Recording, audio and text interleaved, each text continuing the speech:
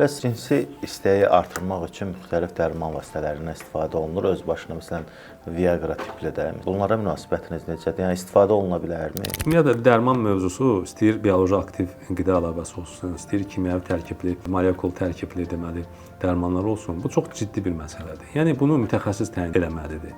Əgər bu xəstəyə lazımdırsa, bəli, aşağı dozada məsəl üçün tadalafil tərkibli müəyyən dərmanlar var. Mən Viagra demirəm. Viagra yəni ki, bu ümumi bir götürülmüş addır.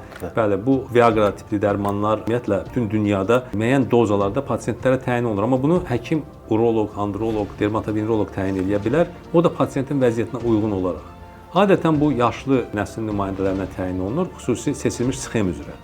O da bütün xəstələrə yox. O xəstədə ki, ağır ürək xəstəliyi keçirir və yaxud da ki, infarktdan sonra və yaxud da ki, o xəstələr ki, ciddi sinir... Yəni qan dövranının zəif olan adamlar üçün də. Yəni mən bilən Viagra ilk dəfə ürək üçün nəzərdə tutulmuş. Ürək üçün nəzərdə tutulan bir dərman olub, sonra görüblər ki, bu cinsi sferaya təsir olub və o kardioloji xəstələrdə onu sınaqdan keçiriblər və müəyyən dozalarda təyin ediblər və effekt də görüblər. Amma bu o demək deyil ki, bu dərman elə bütün kim istədi, getdi aptekdən aldı və bunu qəbul elədi. Və biz bunun şahidi olmuşuq ki, bu pasientlər cavan yaşlı və yaxud da ki, yaşlı bizim nəsil nümayəndələri gedib bu dərmanı öz başına alıb və sonra da çox ağır halla rastlaşıblar.